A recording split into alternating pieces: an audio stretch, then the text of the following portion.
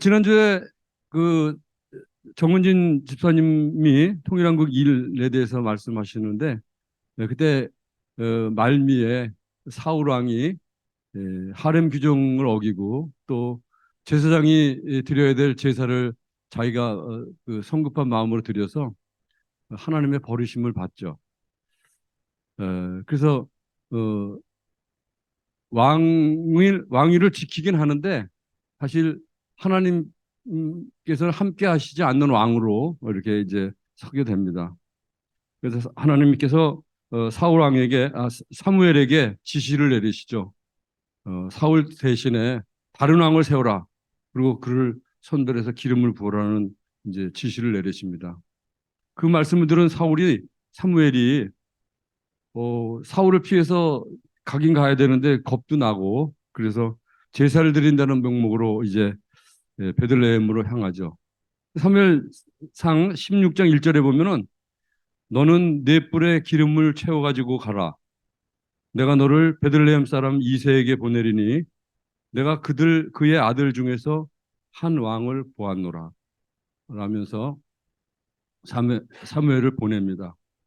그래서 사무엘이 이제 제사를 드린다는 명분으로 사울의 감시를 피해서 베들레헴으로 향하죠. 이새를 제사장에 초청을 해서 또 아들들을 데리고 오라 그래서 한 사람씩 이제 살펴봅니다. 처음에 이새의 장남 엘리압을 봅니다. 근데 엘리압을 보니까 용모가 너무 뛰어난 거예요. 크게 감탄합니다. 그리고 그때 하나님의 음성이 들리죠. 그의 용모와 키를 보지 마라. 오늘 목사님 말씀하신 그 내용입니다. 너무 감사합니다, 목사님. 내가 이미 그를 버렸노라. 내가 보는 것은 사람과 같지 아니하니 사람은 외모를 보거니와 나 여호와는 중심을 보느니라. 이 말씀은 사무엘상 10장 23절에 사울이 기름 부음을 받았을 때 그 내용하고 상당히 맞아 떨어지는 내용이 있습니다. 그때 10장 23절에 이렇게 나와요. 그가 백성 중에서 선이 다른 사람보다 어깨 위만큼 컸더라.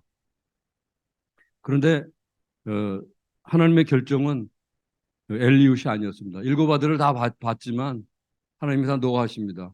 그리고 물어보자 이새에게 또 아들이 있느냐? 그래서 들여나가 양을 치는 아들을 이제 부르게 해서 다윗을 이제 봅니다. 그때 하나님이 내가 택한 아이다 라는 음성을 듣고 어, 다윗에게 이제 하나님의 결정에 따라서 이제 기름을 붓습니다. 그래서 무슨 얘기냐면 이스라엘의 새로운 왕이 이제 하나님 마음에 이제 세워지는 그런 이제 순간이죠. 그때 기름 부음을 받은 다윗이 하나님의 영으로 크게 감동합니다. 어, 이 이야기는 바로 그 전에 사울이 하나님께 기름 부음 받았을 때도 그런 영이 내려온 적이 있었는데 그 영이 이제 사울에서 떠나고 다윗으로 옮겨지는 그런 뜻이라고 보면 되겠습니다. 근데 재밌는 얘기는요. 다윗이 이제 감동을 받고 이제 공적인 이제 사역을 시작하는데 그 처음 사역한 그 사역이 무엇이냐 뭔지 아세요? 바로 그 하나님의 영이 떠난 사울에게 악령이 들 때마다 수금으로 그를 치료하는 그런 일을 하게 됩니다. 이렇게 다윗은 사울 가까이에서 그를 섬기는 일로부터 사역을 시작하면서 하나님께 이제 쓰임 받는 그날까지 이제 기다리는 장면이 되겠죠. 이제 17장에는 이스라엘이 블레셋과 전쟁을 벌이는 그런 장면이 나옵니다. 이제 바뀌죠. 17장에 보면은 블레셋의 힘을 상징하는 그 거인 장수 골리앗이 나옵니다. 근데 그 골리앗을 물리친 인물이 바로 다윗이었죠. 무리베로 다윗이 골리앗을 물리치게 되는데 그러면서 다윗의 위상은 이제 조금씩 도드러지게 됩니다. 어, 바로 하나님께서 다윗을 이스라엘의 새로운 지도자로 택하셨고 그를 어,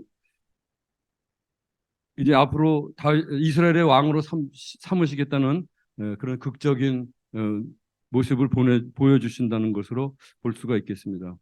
이 전쟁터에서 골리앗이 3m나 되는 키와 뭐 70kg나 되는 뭐 갑옷을 입고 뭐 투구를 쓰고 뭐 이렇게 아주 그냥 엄청난 풍채를 보여주면서 또 이스라엘을 조롱합니다. 그때 브레셋의 선봉에 섰던 골리앗을 무너뜨린 소년이 있죠. 다윗입니다. 다윗이 물맷돌 하나를 가지고 너는 단창으로 나오지만 나는 하나님의 힘으로 나가겠다고 하면서 그 용감하게 달려나가서 그를 물리치죠. 그리고 다윗이 이제 승리하고 이스라엘 진영으로 돌아옵니다. 근데 그 모습이 처음에 골리앗을 상대할 때의 그 모습은 어린아이로 보였을지 몰라도 이제 돌아와서 어, 이, 이스라엘을 이스라엘에게 보일 때는 베들레헴에 작은 양치던 무명의 작은 소년이 아니라 아이가 아니라 정말 하나님의 예비하신 이스라엘 통치할 장래에 예비하신 자로 이렇게 서는 모습이 되겠습니다. 그렇게 다윗의 입지와 이상이 급부상하면서 또 백성들에게 다윗은 사울을 대신하는 새로운 지도자로서 큰 역할을 감당할 거라는 기대감을 주면서 이제 나타나게 되죠. 그런데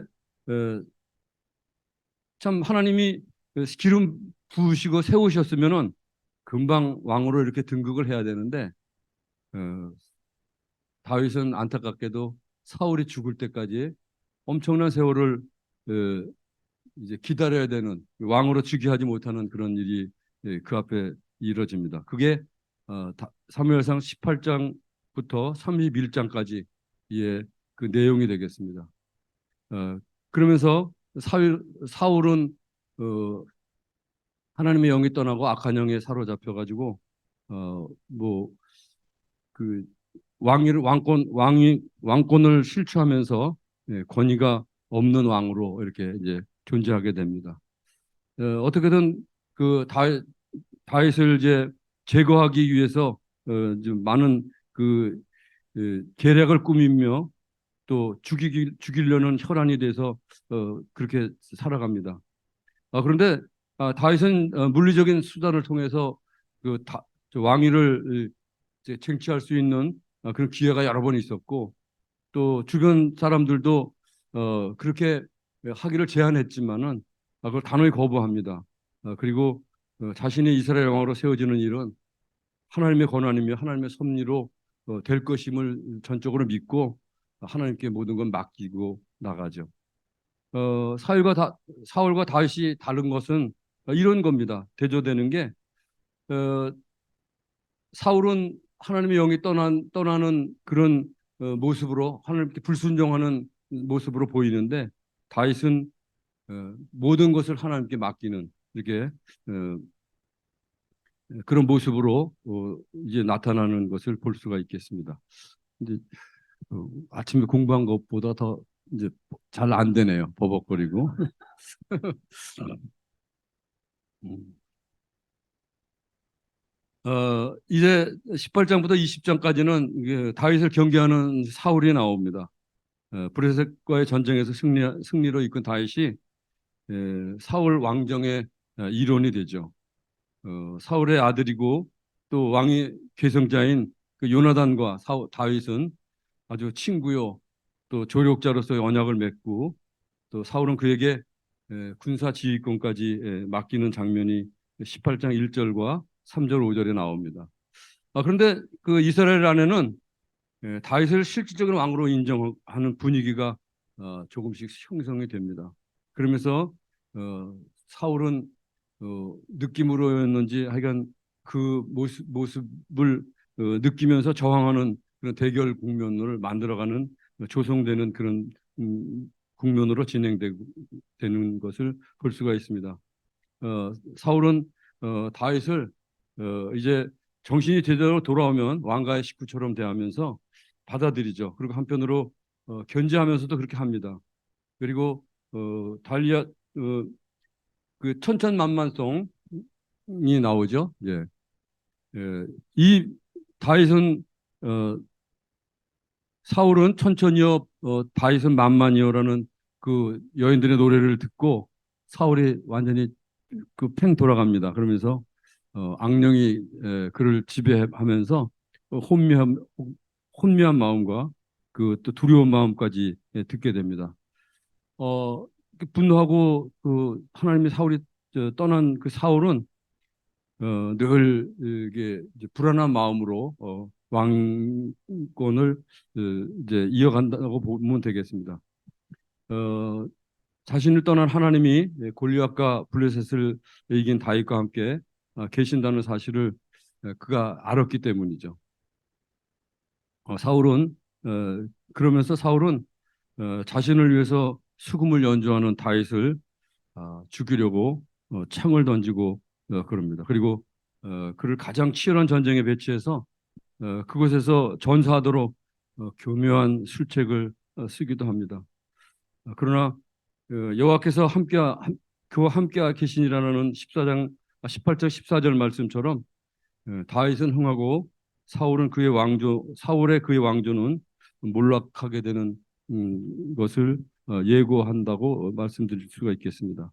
그리고 사울은 다윗을 견제하기 위해 유화 전략을 구사하면서 자신의 딸 메랍과 미갈을 다윗의 아내로 주겠다고 차례로 제안합니다. 어, 그때 사울의 그 속마음에 이런 마음이 듭니다. 어, 다윗 너는 지창검도 없고 어, 내일 그런 형편이 안 되니까 어, 이제 에,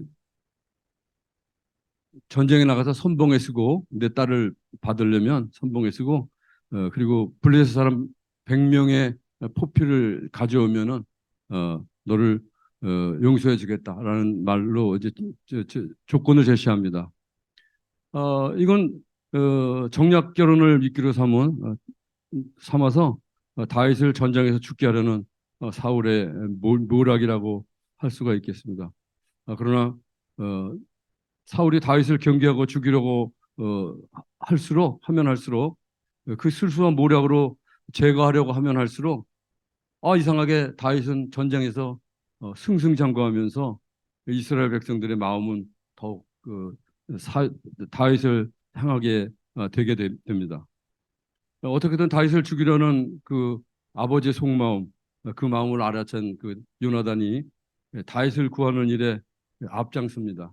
그래서 요나단은 아버지 사울에게 다윗이 세운 공을 이제 상기시킵니다. 그리고 그를 죽이지 말라고 간청하죠. 이에 사울도 그 아들이 얘기한 그 이야기들이 다 옳고 맞으니까 사울을 절대 죽이지 않겠다고 아들에게 맹세합니다. 그런데 웬일입니까? 이 맹세가 오래가지 않고 또 자기를 위해서 악기를 연주하는 다윗에게 또 두 번째로 창을 던집니다. 이 일을 계기로 해서 사울과 다윗은 이제 돌이킬 수 없는 그런 나쁜 관계로 치닫게 되고 다윗은 고향으로 마침내 도망을 가게 됩니다. 사울은 그래서 그리고 도망간 그 다윗을 죽이기 위해서 다윗이 있는 곳마다 자객을 보내죠. 그러나 이번에는 사울의 딸 미갈이 기지를 발휘해서 자객을 따돌리게 됩니다. 다윗의 목숨을 구하는 일에 큰 역할을 감당하는 것이죠. 어, 왜냐? 다윗을 미갈은 사랑했기 때문입니다. 그리고 그 마음이 하나님 섭리 안에서 그의 목숨이 구해져야 된다는 거, 또 이스라엘을 위해서 쓰임 받아야 된다는 것을 알았기 때문입니다. 그래서 어렵사리 사울이 보낸 자격을 다윗은 피하고 라마 나요스로 도망하게 됩니다. 이 소식을 들은 사울은 이제 부하들을 또 그 라마로 급파하게 되죠. 그런데 라마가 어떤 곳이죠? 라마는 바로 사무엘이 머무는 곳입니다. 어, 사울이 사울의 부하들이 라마에 도착하자 그들과 더불어 어, 마, 마침내 그들이 있던 곳에 선지자 무리들에게 하나님이 영에 임합니다. 그래서 그들이 세 번이나 예언하는 그 일이 일어나게 되죠. 특히 에, 사무엘과 다윗이 있는 곳을 수소문해서 뒤늦게 라마에 이제 사울이 도착하게 되는데 사울마저도 악령이 씌어서 예언하는 그 장면이 나옵니다. 매우 흥미로운 장면이 되겠습니다. 사울은 왕이 되기 전에 하나님의 영이 임해서 예언한 적은 있었어요. 예언한 적이 있었습니다. 그게 사무엘상 10장 1절에서 16절에 나오는 내용인데 그때의 그 사울이 했던 그 예언과 지금은 악령이 씌워서 하는 예언하고는 뭐 절대 다른 예언이 되겠습니다. 성격도 다르고 완전히 다른 뜻입니다. 왜냐하면 어, 이제 하나님의 영이 사울에서 떠났기 때문 떠난 후에 한 예언이기 때문이죠. 거기다가 사울이 예, 몸을 발가벗고 완전히 무방비 상태로 했던 자신의 모든 것을 노출하고 했던 그런 예언이었기 때문에 예, 사울이 왕권을 잃고 수치를 당하게 될 것을 미리 보여주는 장면이라고 할 수가 있겠습니다. 다윗은 사울이 부하들을 거느리고 라마 나요까지 추격해 왔다는 얘기를 듣습니다. 그리고 그것을 떠나서 이제 다시 요나단을 찾아가죠. 다윗을 만난 요나단은 다윗이 이제 왕이 될 것을 인정하면서 어, 그와 언약을 다시 맺습니다. 요나단을 통해서 자신을 죽이려는 사울의 의도를 확인하고 다시 이제 다윗이 긴 도피 생활을 시작하는 장면이 되겠습니다. 어, 다윗이 이제 도피 생활을 하는데 영모를 꾀하고 반역자로 몰리게 됐기 때문에 이제 숨어드는데 처음에 높당으로 숨습니다.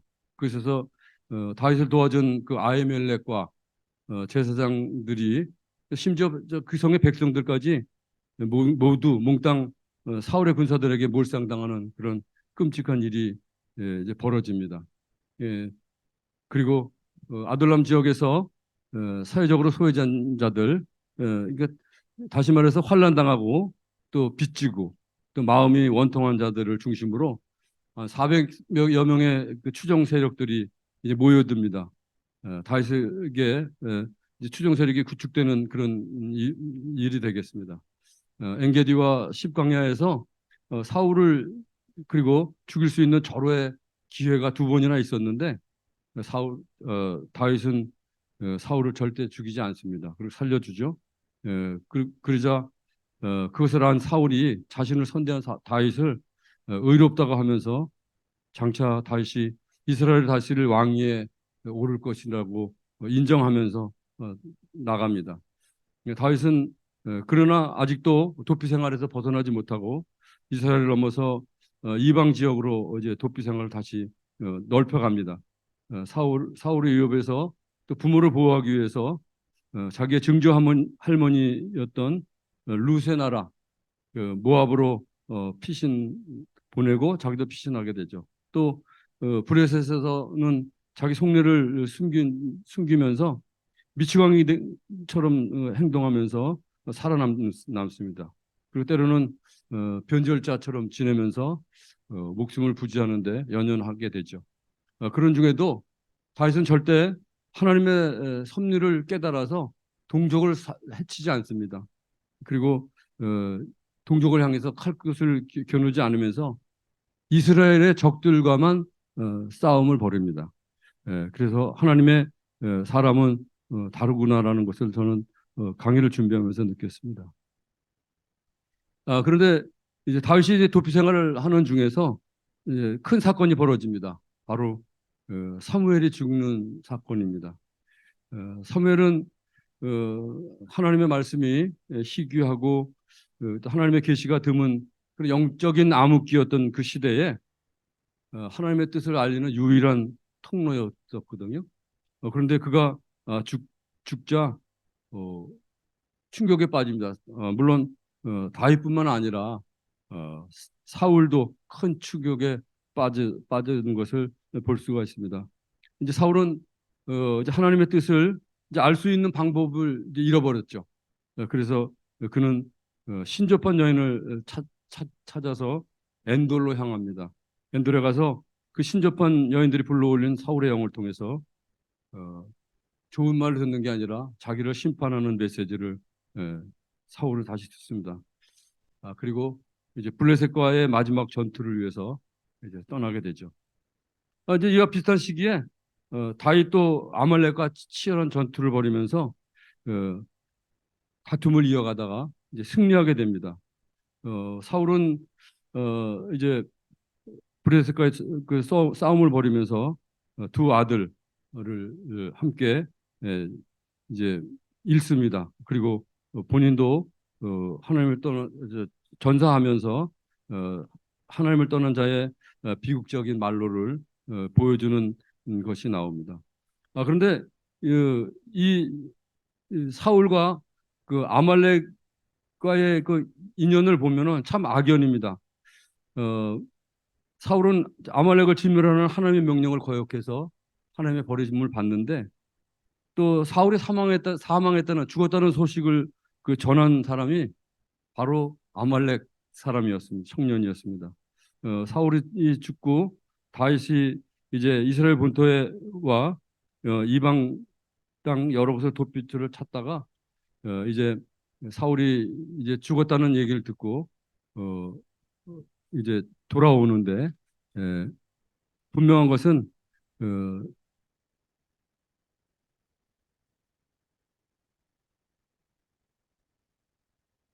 다윗에게 하나님께서 그 왕으로 삼기 전에 이렇게 오랫동안 고난을 주신 것, 광야의 삶을 우리들 살게 하신 것이 무슨 이유일까라고 생각해 봤는데 그런 일을 겪어야 어, 큰 왕으로 정말 이스라엘을 제대로 온전하게 다스릴 왕으로 보시기 위해서 고난을 주신 것이 아닌가 그렇게 생각을 해봅니다.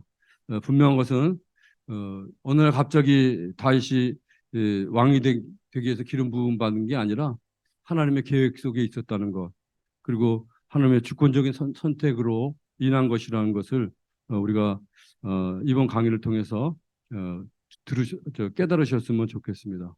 그렇게 이제 패전하고 도망치던 그 사울이 길보아 산에서 죽고 그 이후에 도착한 그 브레스 사람들에게 목베임을 당해서 이제 전쟁에서는 요나단을 포함해서 모든 세 아들이 죽고 다윗 이제 다윗에게 보상을 바라고 이제 온 아말렉 사람을 다윗은 처단합니다.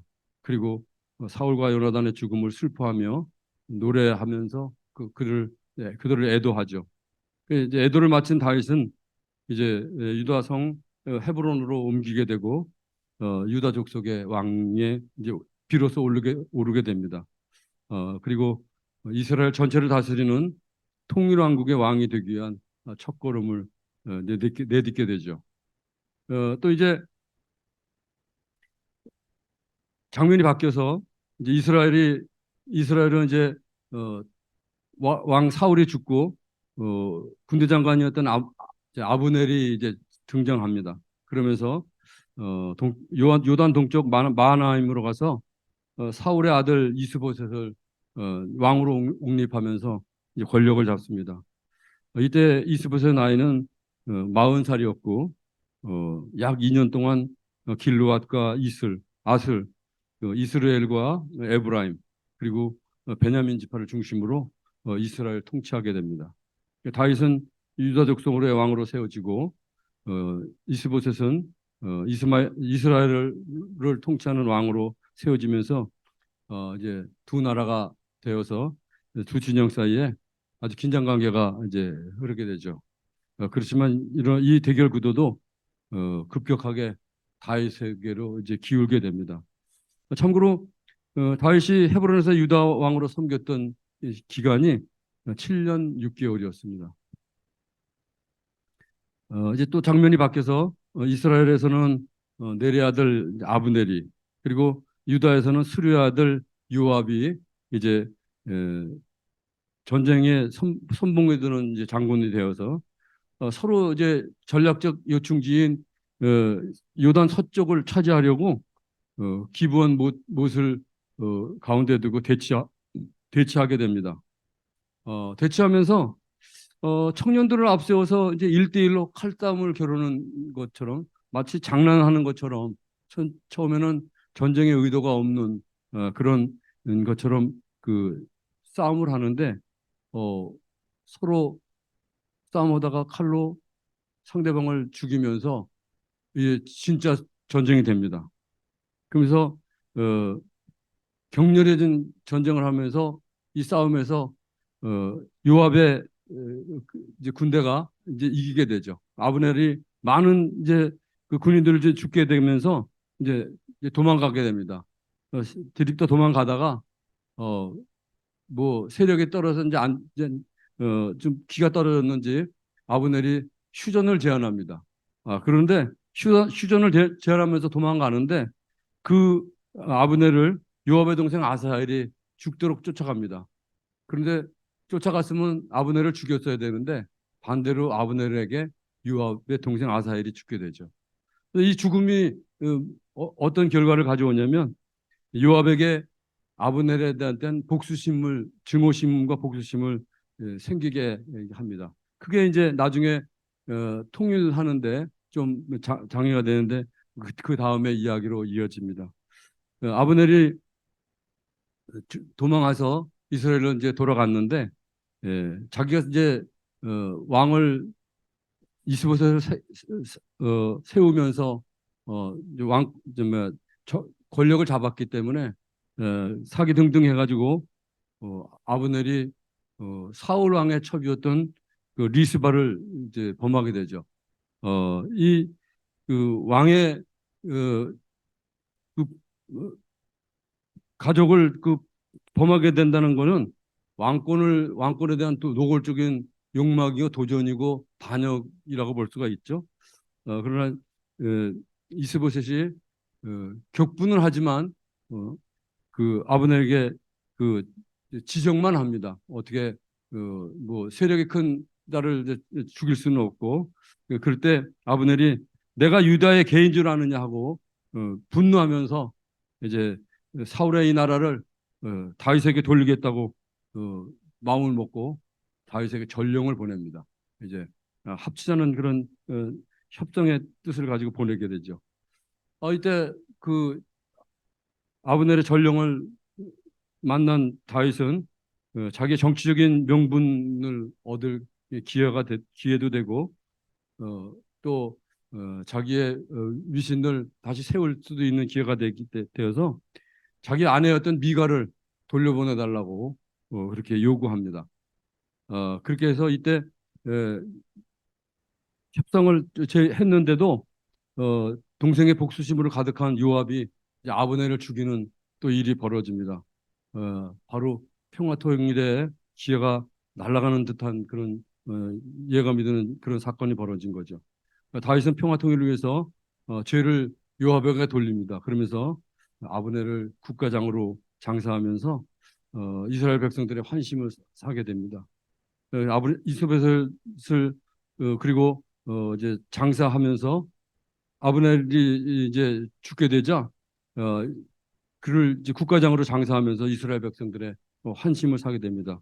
아브넬이 죽자 이제 이스라엘에는 사울 가문이 이제 빠르게 몰락하게 되고 군대 장관이었던 림몬의 두 아들인 바하나와 그 레가 병제가 낮잠 자던 어, 그 이스보셋 왕을 이제 죽이고서 그 머리를 가지고 옵니다. 그런데 다윗은 그 무죄한 피를 흘린 악인이라고 규정하고서 그들에게 사형 선고를 하게 되죠.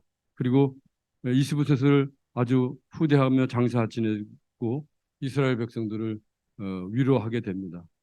다윗의 그 선행에 감동받은 그 이스라엘 백성들이 안심을 하고 이 왕은 우리를 잘 다스리겠다는 그런 마음을 가지고 이스라엘 모든 지파가 헤브론으로 이제 다윗을 찾아옵니다. 그리고 여호와 앞에서 언약을 맺으면서 통일 이스라엘의 왕으로 삼을 것을 약속하면서 기름을 붓습니다. 드디어 다윗이 비로소 통일 왕국의 왕으로 등극하는 이제 시간이 된 것입니다. 이렇게 다윗은 오랜 도피 생활과 여러 가지 그 과정을 아주 겪으면서 어, 드디어 이스라엘의 왕이 되어서 어, 통일 이스라엘을 33년 동안 이제 다스리는 왕으로 됩니다. 그리고 예루살렘을 정복하면서 예루살렘을 수도로 삼고 그리고 두로왕 히람의 그 도움을 받아서 다윗성을 짓습니다. 그러면서 점점 강성해진 나라를 이끌면서 주변 나라들에게도 인정받는 왕으로 서갑니다. 아침에 제가 어, 그 혼자서 연습했던 것보다 훨씬 못했지만 그래도 시간을 마치느라고 시간을 잘 마친 것 같습니다. 제 3편은 우리 문미경 권사님이 준비하셨는데 잘 들으시면 이런 통일한국 1, 2, 3 아마 여러분 기억에 많이 남는 그런 내용이 될 것입니다. 여러분 감사합니다.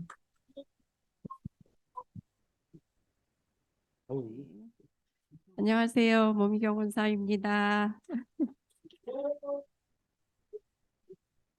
장로님에 이어서 통일한국 세 번째 시간으로 다윗의 그 인생 후반기와 또 솔로몬 왕에 대해서 이야기를 하려고 합니다.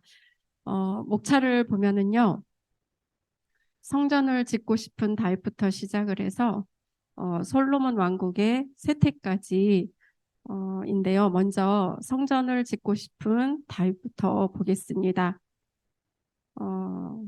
블레셋과의 좀 전에도 장로님께서 드로왕 히람의 도움으로 다윗성을 짓고 살고 있는 다윗을 마지막으로 이제 말씀을 해주셨는데 블레셋과의 그 르바임 전투에서 승리한 후에 말씀하신 것처럼 드로왕 히람의 도움으로 다윗성 왕궁을 짓고 편하게 살던 다윗이 하나님의 법궤가 천막에 있는 것이 굉장히 마음에 걸렸어요. 그래서 다윗 나단 선지자를 불러서 자신의 마음을 이야기를 합니다. 법궤가 천막에 있는 것이 굉장히 마음에 걸린다. 내가 하나님의 전을 짓고 싶다. 이랬더니 나단 선지자가 왕의 그 선하신 좋은 뜻대로 하십시오라고 허락은 했지만 그날 이제 나단 선지자의 꿈에 하나님께서 나타나셔서 성전 짓는 것을 말리십니다. 그리고 하나님의 다윗의 마음을 보신 그 하나님께서는 다윗에게는 성전을 지을 수 있는 그런 준비만 하게 하시고 대신에 다윗 가문의 그 왕권에 대한 큰 약속을 주시는데요. 보시는 것처럼 사무엘하 7장 15절에서 16절 말씀입니다. 내가 내 앞에서 물러나게 한 사울에게서 내 은총을 빼앗은 것처럼 그에게서는 빼앗지 아니하리라. 내 집과 내 나라가 내 앞에서 영원히 보존되고 내 왕위가 영원히 경고하리라 하셨다라는 이 말씀을 주십니다. 어찌 보면 이 약속 때문에 이후에 이제 남유다가 완전히 멸망하기 전까지는 그래도 다윗의 왕조가 끊기지 않고 힘들게 유지하면서 가지 않았을까라는 생각을 해봅니다. 다음은 다윗의 정복 전쟁을 볼 텐데요. 하나님께서 다윗과 함께 하셔서 다윗이 가는 곳곳마다 전쟁에서 승리를 하게 되죠. 그래서 레반트 지역이라 지도를 보시면은 그 해안가 지역인데 이 레반트 지역, 가나안 땅을 중심으로 그 주변을 이제 레반트 지역이라고 하는데 거기 보시면은 모압이 있고 암몬이 있고 에돔, 뭐 아람 위에 쪽으로는 이제 두로와 시돈 이런 주변에 이제 이런 나라들이 있는데 점점 이게 강력해가 이렇게 강해져 가는 그 이스라엘을 보면서 블레셋이 다시 한번 이렇게 쳐들어오게 됩니다. 근데 제대로 이제 싸워보지 못하고 다윗에게 항복을 하게 되죠. 그래서 다윗은 블레셋에게 항복을 받아내는데 이때 이제 항복을 했다라는 것은 앞으로 내가 그 나라를 섬기고 조공을 바치겠다라는 그런 의미가 있었다고 합니다. 그래서 다윗은 이후에 이제 가장 먼저 그 모압을 치는데요. 전쟁에서 성경에 보면은 두 줄로 세워서 한 줄 길이의 사람들을 죽이는 이런 일들이 벌어집니다. 그리고 우리가 잘 아는 그 나아만 장군이 있는 아람 소바와 그 아람 다메섹이 그 밑에 보시면 아람 다메섹이 있는데 이 두 나라가 합류해서 이스라엘과 전쟁을 하지만 이 역시 패하고 또 에돔 역시 전쟁에서 지게 되죠. 그래서 다윗은 이제 이기는 곳마다 보시면은 밑에도 그 다윗의 수비대를 세워놓고 조공을 받으면서 이 모든 지역을 관리하는 그 왕으로 군림하게 되죠. 그리고 암몬이 남아 있는데 암몬과의 그 전쟁을 하려고 이제 준비하는데 이때 암몬 왕이 죽게 되죠. 그래서 암몬 왕과 지금 친분이 있던 다윗은 암몬 왕이 죽자 조문단을 꾸려서 그쪽으로 암몬으로 조문을 보냈는데 새로운 이제 암몬 왕이 이렇게 등장하면서 이들을 조문단을 정탐꾼으로 오해하고 조문 간 사람들을 다 이렇게 수염을 자르고 볼기가 보이도록 옷을 잘라서 보냈다는 이야기가 성경에 나와 있습니다. 그래서 이 말을 들은 화가 난 다윗은 암몬과의 이렇게 전쟁을 준비하는데 그때 좀 전에 말씀드렸던 그 전쟁에서 한번 졌던 그 아람 소바가 다시 그 주위에 있는 뭐 도비나 마아가 벳로홈 같은 이런 나라들과 연합을 해서 연합군을 만들어서 전쟁을 이렇게 하자고 쳐들어옵니다. 근데 이때 말씀하신 것처럼 그 요압 그 군대 장관이 성격은 좀 개팍해도 싸움은 굉장히 잘합니다. 네, 그래서 이 연합군에게는 요압 장군이 이렇게 나가서 싸우게 하고 암몬에는 아비새 장군을 내보내죠. 그래서 요압 장군에 의해서 연합군이 이제 지게 됩니다. 도망을 가게 되고 연합군이 졌다는 소식에 암몬 역시 제대로 싸워보지도 못하고 도망을 가죠. 그래서 이 소식을 이제 이틀은 주변의 작은 나라들이 아무래도 이제 불안하죠. 그래서 다윗과 이렇게 화친을 맺고 조공을 바치는 일들이 일어나게 됩니다. 그래서 암몬은 싸워보지도 못하고 도망갔다가 다시 이제 이후에 다시 한번 이스라엘로 쳐들어오게 되는데 이때 이제 우리가 잘 알고 있는 그 밧세바 사건이 일어나게 되죠. 그래서 암몬과의 그 전쟁 중이었지만 전쟁터에 나가지 않은 다윗은 이제 목격하고 있는 밧세바를 보게 됩니다. 그래서 밧세바에 대해서 잠깐만 말씀드리자면은 그 밧세바가 굉장히 좀 배경이 좋은 딸이었더라고요. 보니까 그 다윗의 그 모사꾼 아이도벨이라는 이후에 이제 나올 텐데 아이도벨이 밧세바의 할아버지였고 또 그 아버지는 엘리암이라고 그 다윗의 30용사 중에 한 명이었더라고요. 아버지가. 그래서 굉장히 그래도 이런 일반 서민이 아닌 굉장히 배경이 좋은 딸이었더라고요. 그래서 다윗이 이제 밧세바를 범하고 이게 임신을 하자 이 사실을 이제 숨기기 위해서 요압에게 편지를 써서 우리아를 전쟁 중에 죽게 만드는 일을 벌입니다. 그래서 결국 나단 선지자를 통해서 자신의 죄가 드러나자 다윗은 이제 금식하면서 또 회개를 하게 되는데 이 죄로 인해서 세 가지 징계를 받게 되는데 가족 간의 칼 이거는 이제 압살롬에 의해서 이 일이 일어나게 되고 아내들의 수치 역시 압살롬에 의해서 겪게 되고 마지막으로 이제 아이가 죽게 되는 이런 세 가지의 징계 벌을 받게 됩니다. 그래서 혹시 이제 다윗은 아이를 자신이 금식하면서 회개를 하면은 아이를 살려주시지 않을까라고 했지만 결국에는 7일간 회개를 했지만 결국 아이는 죽게 되고 이제 이후에 태어난 아이가 솔로몬이죠. 그래서 다음은 압살롬의 사건을 볼 텐데요.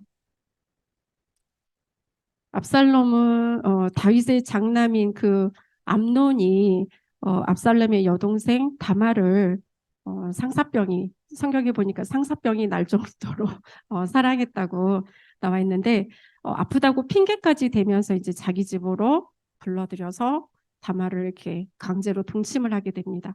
그래서 동침을 하게 되면 이렇게 끝까지 책임을 졌으면 좋았을 텐데 다말을 쫓아내고 문을 걸어 잠그는 그런 아주 못된 짓을 하죠. 네. 근데 성경에 보니까 다말은 재를 자기의 머리에 덮어쓰고 채색 옷을 찢고 손을 머리 위에 얹고 크게 울부짖으니라라고 나와 있더라고요. 그래서 이 말을 들은 압살롬은 화가 치밀어 올랐지만 조용히 지냅니다. 그래서 아버지 다윗은 이 말을 듣고도 이때 어떠한 벌을 내렸더라면 좋았을 텐데 이 말을 듣고도 아들이다 보니까 어떤 징계도 하지 않고 그냥 이 모든 일을 듣고 심히 노하니라 라고만 이렇게만 나와 있어요. 그래서 만약에 말씀드린 것처럼 만약에 아버지 그 다윗이 어떤 조치를 취했더라면 압살롬이 마음에 품고 있는 이런 악한 마음으로 인해서 복수의 칼을 안 갈지는 않았을까 이런 생각도 해봅니다. 결국 이제 압살롬이 조용히 지내다가 그 양털 깎는 축제 기간에 암논을 죽이고 외가댁인 그술로 망명을 하게 됩니다. 보니까 그술의 그 왕의 딸 엄마 그 마아가가 압살롬의 어머니였던 거예요. 그러니까 그쪽이 외할아버지 그술의 왕이 외할아버지였더라고요. 그래서 이쪽으로 이제 망명을 했다가 그 요압 장군에 의해서 다윗을 설득한 그 요압 장군에 의해서 다시 예루살렘으로 돌아오게 됩니다. 여기서 또 문제가 다윗이 이렇게 예루살렘으로 돌아왔으면은 저기 그 압살롬이 예루살렘으로 돌아왔으면 아버지 다윗이 이렇게 좀 품어줬으면 좋았을 텐데 2년 동안을 압살롬을 만나지를 않습니다. 그래서 거진 그 감금당하다시피 한 압살롬의 마음이 굉장히 좀 힘들었겠죠. 그래서 마음이 더 상하고 또 굳어져서 이때 이제 더 복수의 칼을 더 갈았겠죠. 그리고 요압 장군을 이용해서 결국은 압살롬이 이제 아버지를 만나게 됩니다. 만나서 이제 화해하는 척만 하지 다윗은 이때 아들을 만났을 때 진짜로 아들과 그런 화해를 하는 마음으로 만났지만 압살롬은 화해하는 척만 하고 뒤에서는 반역을 준비하는데 이때 이제 다윗의 그 모사꾼 아이도벨과 함께 반역을 준비하게 되죠. 그래서 압살롬이 이제 사람들을 모아서 쳐들어오니까 결국 이제 다윗은 후궁 10명만 남겨놓고 가족들과 피신을 가게 되죠. 이때 이제 압살롬 옆에는 아이도벨이 있었고 이때 이제 아이도벨이 다윗을 배신한 거죠. 그래서 다윗은 도망 중에 그 이때라는 사람을 만나서 또 합류하게 되고 이후에 보면 이제 다윗의 그 3명의 유명한 장군이 요압 장군, 아비새 장군 그리고 이때 장군까지 해서 이 3사람이 다윗을 도와서 후에 이제 큰 활약을 하게 됩니다. 그리고 사독이라는 제사장이 나오는데 다윗이 피신을 가니까 사독 제사장이 법궤를 가지고 옵니다. 법궤를 가지고 가면은 가는 데마다 좋은 일이 일어날 거라고 하면서 다윗 이렇게 법궤를 가지고 오는데 다윗은 이때 법궤를 다시 가져다 놓으라고 하죠. 그래서 사무엘하 15장 26절에 보면은 이 모든 일은 하나님께 속한 것이다. 하나님이 나를 좋게 여기면 내가 다시 돌아갈 것이고 그렇지 않으면 하나님께서 선한 대로 하시도록 놔두라는 것입니다.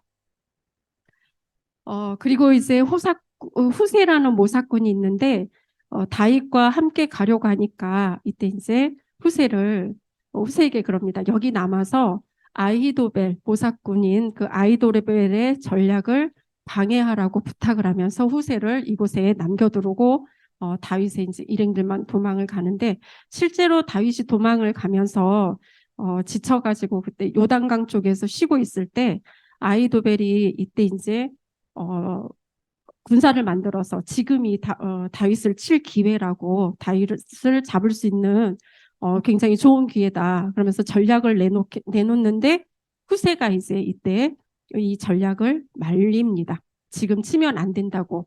그러면서 앞에서는 이제 그 전략을 방해를 하면서 뒤에서는 다윗에게 사람을 보내서 어, 다윗이 도망을 갈 수 있도록 이렇게 시간을 만들어주죠. 그래서 이후에 이제 이 사건 때문에 결국 아이도벨은 자신의 이런 전략이 이렇게 시행되지 않으니까 결국은 이제 고향에 가서 자살을 하게 되는 일이 벌어지죠. 그래서 다윗은 또 피신하는 도중에 시므이를 만나게 되는데, 시므이는 사울의 친족입니다. 시므이는 이제 피신하는 그 다윗의 무리들을 보고 돌을 던지면서 저주를 하는데, 이것을 보고 이제 아비스 장군이 가서 죽이려고 하지만 다윗은 아비스 장군을 말리면서 이렇게 말을 하죠. 하나님의 뜻이라고. 혹여 이 저주 때문에 하나님께서 나에게 선으로 갚아주시지 않을까라는 이런 말을 합니다. 이때 저도 이제 준비하면서 다윗의 그런 상황들을 좀 생각을 해봤어요. 아들에게 쫓기고 또 측근에게 배신당하고 막 이러면서 이런 다윗의 여러 가지 상황들을 이렇게 생각해 보면은 굉장히 힘들고 참 그 자신이 비참했을 것이다라는 이런 마음이 들더라고요. 그럼에도 다윗은 이런 어려운 상황에 부딪힐 때마다 어떤 걸로도 하나님을 원망하지 않습니다. 그래서 우리가 여기서 좀 깨달아야 될 것은 누구나가 고난과 어려움은 닥쳐오잖아요. 근데 고난과 어려움 중에 이렇게 처했을 때 나는 어떻게 할 것인가라는 생각을 좀 해봤으면 좋겠습니다. 모든 상황들이 좋을 때는 우리가 알 수 없지만 이렇게 어려움이 닥치거나 고난이 왔을 때 우리는 이렇게 언어로, 말로 이렇게, 그리고 하나님 앞에 그런 행실로 어떤 고백을 하고 어떤 언어들을 사용하고 있는지 우리 자신을 한 번쯤은 생각해 보면서 이렇게 어려움을 당할 때마다 이렇게 말이나 이런 행실로 하나님 앞에 우리의 믿음을 증명하면서 하나님만 바라보고 나가야 되지 않을까라는 이런 생각을 해봤습니다. 다윗의 반격이 이제 시작이 되는데요. 아이도벨 때문에 이렇게 죽을 수도 있었지만 후세의 도움으로 살아난 다윗은 이스보셋이 그 왕으로 있었던 마하나임으로 이제 들어가게 되는데, 주위에서 이제 다윗을 돕고자 하는 사람들이 먹을 것을 갖다 주면서 다윗을 이제 힘을 주죠. 다윗에게 격려를 합니다. 그래서 압살롬이 다윗을 이렇게 치러 가는데, 보시면은 그 에브라임 수풀이라는 이곳이 있어요. 이곳으로 이제 쳐들어가는데 이곳이 이제 굉장히 험했던 곳인가 봐요. 그래서 이곳에서는 칼로 죽은 사람보다 그 숲에서 죽은 사람이 더 많았다는 이야기가 성경에 나와 있거든요. 그래서 다윗이 일부러 이곳에 이렇게 험한 곳으로 압살롬을 유인하지 않았을까. 그래서 결국 이제 보면은 칼에 죽은 사람보다 숲에서 죽은 사람이 더 많이 많았다고 이제 성경에 나와 있습니다.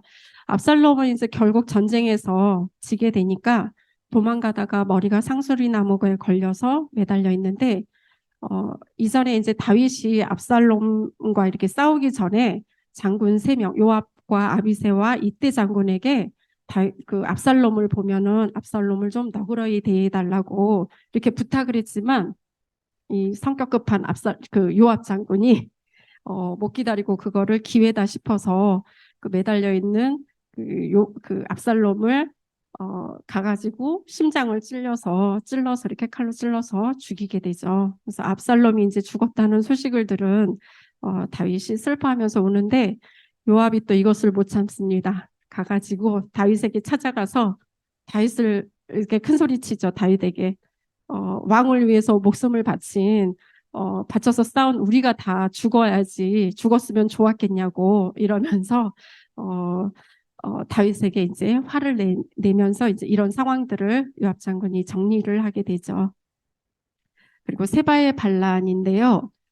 세바는 베냐민 지파였고 또 사울의 그런 잔당들이었습니다. 그래서 다시 한번 이렇게 사울이 죽고 나서 이제 힘을 잃자 다시 한번 그 사울의 잔당들이 모여서 세력을 일으켜서 나라를 이렇게 만들어 보자 하는 이런 무리들이 모여서 그러니까 자신들은 다윗과는 무관하다면서 반란을 일으키는데 위에 보면 그 아벨이라는 곳이 있습니다. 세바의 그 반란 아벨이라는 벤마아가 아벨이라는 곳이 있는데 이곳에다가 이제 진을 치게 됩니다. 이때 다윗은 그 압살롬을 따르던 무리들과 이렇게 잘 지내고 싶어가지고 그 요압 군대 장관을 밀어내고 압살롬의 그 군대 장관이었던 이미 이제 압살롬은 죽었지만 그 압살롬의 그 무리들이 남아 있을 거 아니에요. 그래서 그들과 이제 잘 지내고 싶어가지고 요압 군대 장관을 밀어내고 압살롬의 그 군대 장관이었던 아마사를 군대 장관으로 세웁니다. 하지만 이제 이곳에서는 그 영향력이 없던 그 아마사를 따르는 사람이 없었겠죠. 그래서 아비새에게 다윗은 이제 사람을 모아서 전쟁을 하게 하는데 요압이 또 가만히 안 있죠. 요압이 이 사실을 알고 아마사를 죽이고 자신이 아마사를 죽이고 전쟁을 하러 갑니다. 근데 전쟁을 하러 가는데 이 아벨이라는 곳에 어떤 지혜로운 여인이 와서 왜 우리를 죽이려 하냐 하니까 우리는 당신들이 아니라 세바를 죽이려고 한다. 이러니까 이 여인이 그러면은 기다려라. 그러더니 가서 세바의 머리를 해가지고 요압 장군에게 던져줍니다. 그러니까 이러면서 이 지혜로운 여인 때문에 세바의 그 반란이 크게 일어나지 않고 여기에서 마무리가 되게 되죠. 그리고 다윗의 인구 조사를 볼 텐데요. 요압이 말렸어요. 요압의 만류에도 불구하고 굳이 다윗이 또 인구 조사를 하게 됩니다. 이때 이제 가시라는 선지자가 나타나서 하나님의 말씀을 다윗에게 이렇게 전하는데 세 가지 벌 중에 7년 흉년을 겪을 것인지 아니면 3개월 동안 쫓겨다닐 것인지 아니면은 3일 동안 전염병을 겪을 것인지를 이 세 가지 중에 한 가지를 선택하십시오.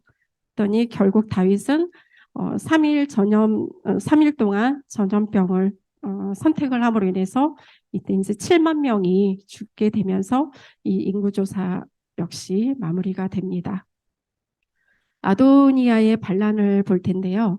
아도니아는 다윗의 네 번째 아들입니다.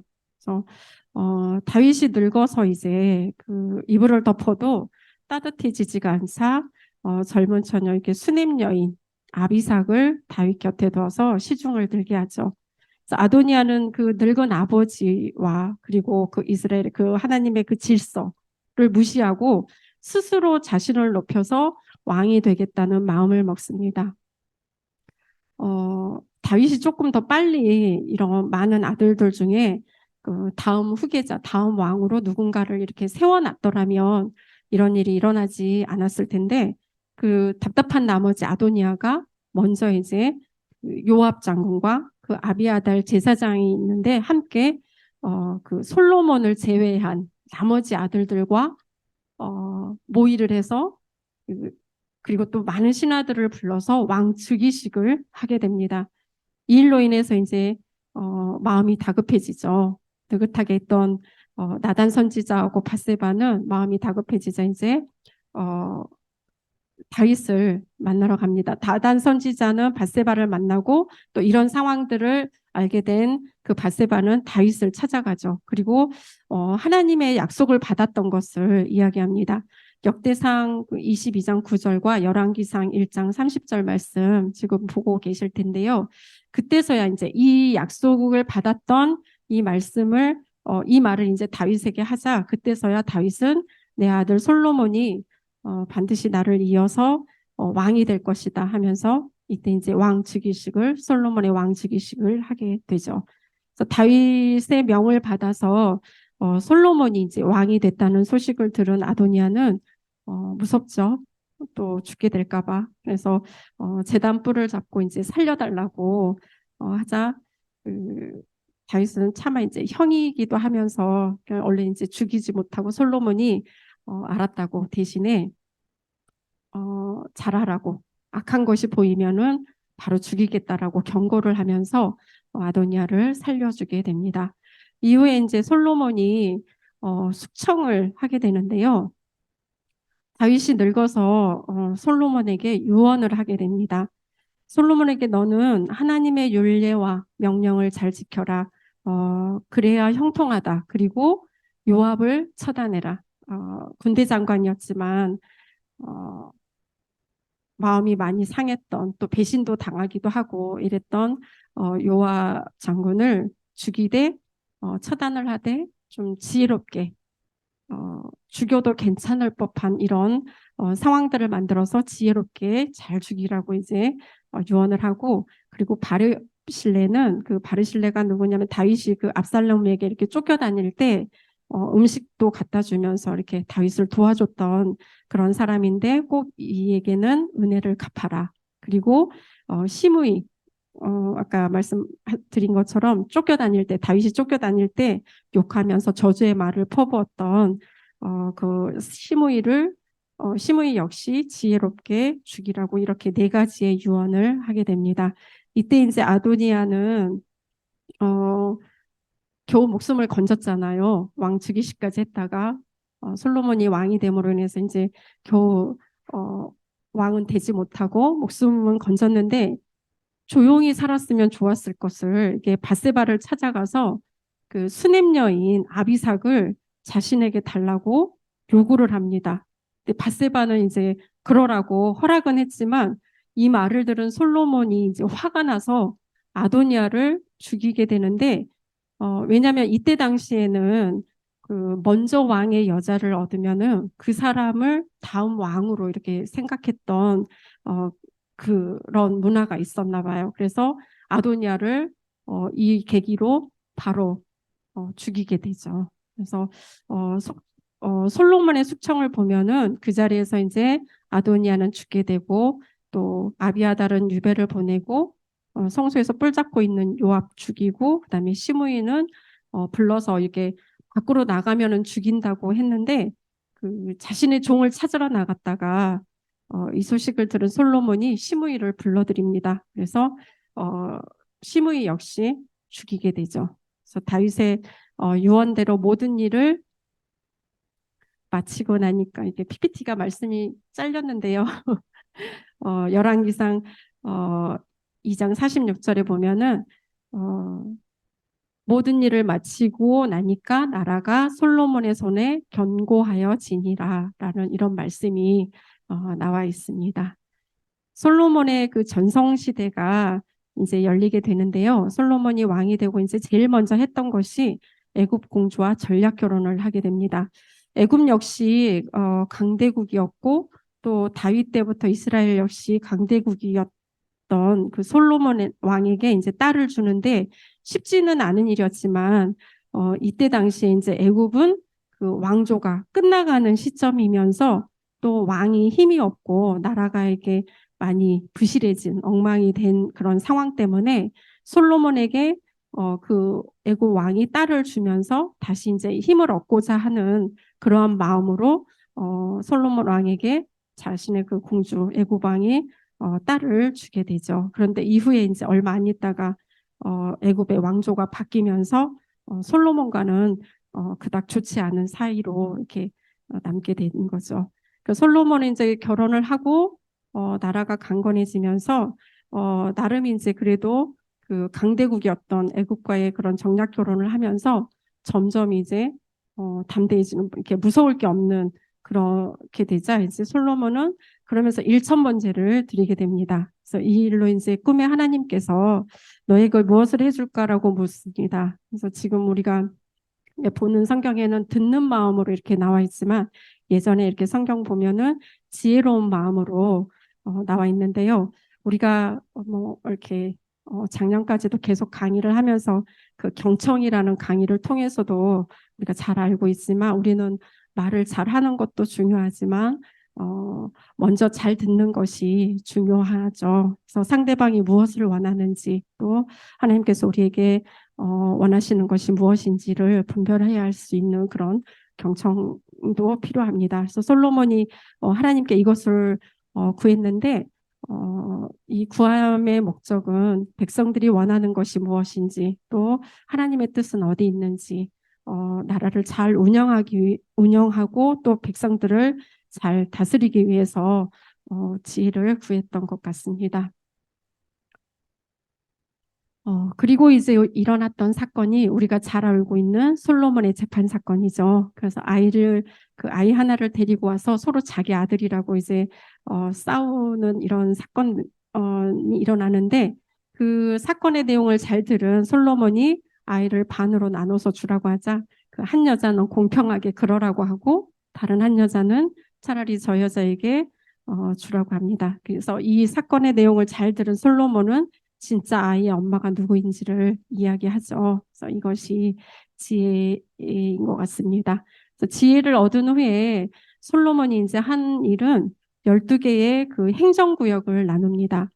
다윗은 그 아버지 다윗 왕은 모든 지파들에게 이제 공평하게 동일한 금액으로 세금을 받았다면은 솔로몬은 그와 반대로 이제 그때는 많이 큰 지파에서는 많이 받고 베냐민 지파 같은 피드 넘겨주세요, 원사님. 많이 받고 베냐민 지파 같은 작은 데는 적게 이제 세금을 걷습니다.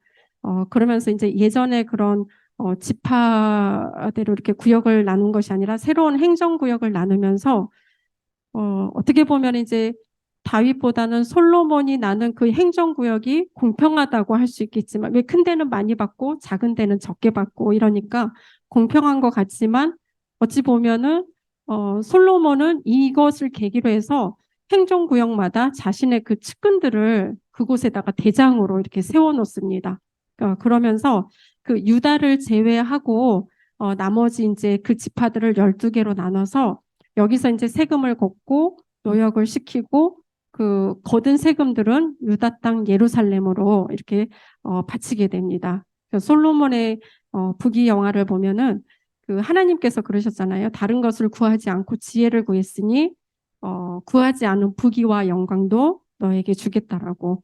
근데 굉장히 많이 주셨어요. 보니까 그래서 주변 국가들로부터 매년 금을 그 666달란트 이제 제가 거기 저 책에는 23이라 그랬는데 이게 따져보면은 66달란트가 32톤이랍니다. 금만. 네, 금만 32톤이랍니다. 그리고 궁에서 하루에 먹는 그 식사량이 14,000명이 먹을 수 있는 이런 식사량을 준비하게 되고 또 뭐 큰 방패, 작은 방패 뭐 이런 게 몇백 개씩 총 한 500개? 그리고 솔로몬이 앉는 여자도 이제 상하로 해서 최고급으로 하고 모든 그릇은 다 금으로 된 그릇이었고 궁궐도 이제 제일 비싼 향목이었고 말과 외양간도 어마어마하게 짓게 되죠. 그래서 나중에 이제 시바 여왕이 와서 보고 깜짝 놀라는 일이 벌어지게 되는데요. 그리고 이제 솔로몬의 건축을 볼 텐데요. 아버지 그 다윗으로부터 이게 이미 받은 것도 많은데 솔로몬은 이제 무역과 그 무기 거래까지 하면서 굉장히 많은 돈을 벌어들이게 됩니다. 많이 또 법만큼 많이 들어가는 그런 정책들을 펼치게 되는데요. 솔로몬은 이제 건축을 시작하게 되죠. 지금 보시는 것은 이제 그 솔로몬 시대 성전입니다. 이 성전을 7년 동안 짓게 되고요. 그 아버지 이제 이 성전은 아버지 그 다윗이 준비해 놓은 그런 그 제목들로 이렇게 지었기 때문에 그렇게 많은 돈이 들어가지는 않았어요. 근데 다윗이 살아있을 때 그 두로왕 히람의 도움으로 다윗성을 짓고 살았던 그곳에서 솔로몬도 이제 쭉 살아오다가 7년 동안 이 성전을 마무리 다 짓고 나서 자신의 이제 성전을 궁을 짓기 시작을 합니다. 그러면서 13년 동안 짓게 되는데 자기가 모은 그 돈으로 다 금을 발라서 최고급으로 이제 자신의 궁을 지어놓게 됩니다. 그러면서 본격적으로 이제 건축을 솔로몬이 시작을 하는데요. PPT 넘겨주시면은 그 하솔 무깃도 이쪽 그 해안가 쪽으로 게셀 이쪽이 이제 해변길인데 그 화살표 나와 있죠. 애국하고 그 페르시아 이거 페니키아라고 여기 나와 있는데 여기를 가려면은 여기를 거쳐가야 되는데 우리가 지금 생각해 보시면 그 톨게이트처럼 우리 돈을 내고 이렇게 가잖아요. 건너가자 이렇게 가잖아요. 그래서 톨게이트처럼 여기를 만들어서 군사를 이렇게 배치해 놓고 세금을 하루에 3번씩 이렇게 걷게 합니다. 그리고 군대와 그런 말들을 배치할 수 있는 국고성을 짓고 이 빨간 부분들이 이제 다 솔로몬이 성전을 건축했던 그 자리거든요. 그래서 어, 국고성도 짓고 이제 솔로몬이 또 말을 많이 이렇게 갖게 되는데 말이 있으면 또 마구간이 필요하잖아요. 그래서 몇천 개의 마구간을 짓고 거기에 이제 또 말을 끄는 사람들까지 필요하다 보니까 건축에다가 또 사람들 월급을 주면서 이렇게 관리까지 해주니까 굉장히 많이 번 만큼 또 많은 돈이 들어가게 되는 거죠. 그리고 다음에 이제 에시온 게벨이라고 하는 곳에 무역항을 만듭니다. 밑에 보시면 에시온 게벨이 있는데 여기다가 이제 무역항을 만들어서 이곳을 무역의 중심지가 되면서 사람들이 이곳에서 활발하게 이제 무역하고 교역을 하면서 그러다 보니까 또 이곳에서 굉장히 큰 돈을 또 솔로몬이 벌어들입니다. 그 돈으로 이제 애굽에서 무기를 사들여서 그 무기를 또 아람에다가 팔게 되죠. 그래서 이후에 이제 또 아람은 그 솔로몬에게서 사들인 이 무기로 다시 이제 그 이스라엘이 분열된 다음에 나라가 분열된 다음에 이 무기로 이제 계속 남유다를 공격하게 됩니다. 그래서 돈을 또 많이 번 만큼 많이 쓰게 되는데 돈을 많이 벌고 교육을 이렇게 하다 보니까 나라가 부강해지면서 아버지 다윗이 그 했던 그 유언 말을 잊어버리게 됩니다. 그리고 솔로몬이 이제 하나님을 떠나게 되는데요. 신명기에 보면은 모세가 그 경고했던 게 3가지가 있어요. 왕이 된 자는 우리가 타고 다니는 그 말을 많이 두지 말고, 왜냐면은 이때 당시에는 이제 말을 애굽에서 이렇게 사오는데 아무래도 말을 사려면은 애굽을 왕래를 해야 되잖아요. 그러다 보면은 그곳에 이제 뭐 문화라든가 종교라든가 뭐 전쟁 이런 것들을 배워오게 되고 그러다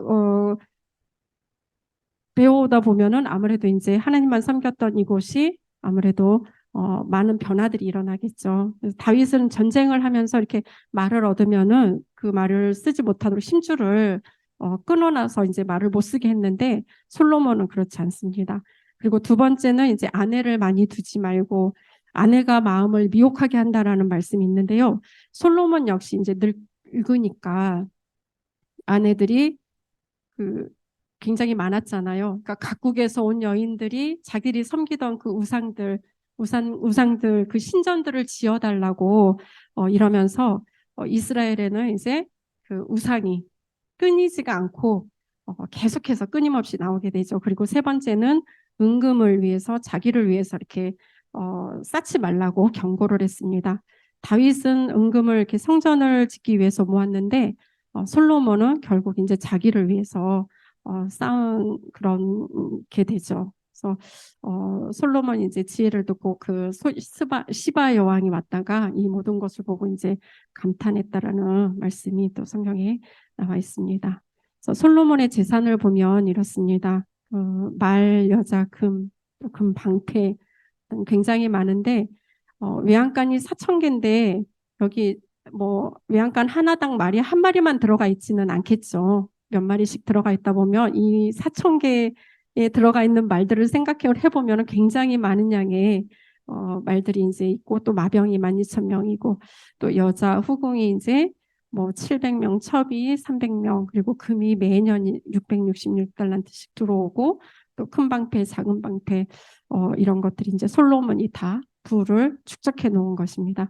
그래서 다윗은 전쟁은 하나님께 속한 것이라고 생각을 했지만 솔로몬은 이런 자신들이 만들어 놓은 이런 부와 이런 것들과 또 자신의 지혜로 전쟁을 했던 거죠. 그리고 지금 PPT 보시면 다윗성인데요. 여기에서 나가면은 제일 먼저 이렇게 눈에 들어오는 게 그 솔로몬의 아내들이 원해서 지어놨던 그런 신전들이 제일 먼저 이렇게 눈에 이렇게 띈다고 합니다. 그래서 이 신전들은 요시야 왕 때까지 계속해서 남아있게 되죠. 그리고 솔로몬의 그 대적들을 보면은 에돔의 하닷은 이제 다윗 때 애굽으로 피해 있다가 솔로몬 왕 때 다시 돌아와서 솔로몬을 괴롭혔다고 나와 있고요. 르손은 이제 아람의 왕입니다. 아람으로부터 이제 계속 공격을 이스라엘은 받게 되고, 또 여로보암, 우리가 잘 알고 있죠. 북이스라엘 첫 번째 왕이었던 이 여로보암이 이제 솔로몬 때 애굽으로 도망가서 있다가 이제 나라가 분열되면서 북이스라엘의 왕으로 다스리게 됩니다. 마지막으로 솔로몬의 뭐 그 몰락 원인을 보면은 뭐 과도한 건축 많이 했죠. 그리고 병거성과 말, 마병, 또 뭐 과도한 세금, 사치생활, 여인사랑, 우상숭배 이런 것들을 우리가 통해서 이제 솔로몬의 몰락까지 봤는데요. 다윗은 이렇게 수십 년 동안 이렇게 피해 다니면서 사울을 피해서 도망 다니면서 힘들게 이렇게 나라를 세워놨는데 어찌 보면 이제 솔로몬이 좀 많이 망가뜨려 주지 않았나 이런 생각도 해봅니다. 그래서 어, 아버지 그 다윗의 유언과 또 하나님께서 주신 지혜를 솔로몬이 끝까지 잘 사용했다라면 이스라엘이 조금 하나님께서 기뻐하시는 그런 나라가 되지 않았을까라는 생각도 해보는데요. 그런 것 같습니다. 참다운 지혜란 그 하나님의 음성을 잘 듣고 또 우리 주변 동역자들의 이야기를 잘 들으면서 서로 협력해 나가면서 그 하나님이 기뻐하시는 열매를 맺어가는 것이 참 지혜가 아닐까라는 생각을 해봅니다. 끝까지 함께 해주신 성도님들께 감사드리면서 강의를 마치겠습니다. 감사합니다.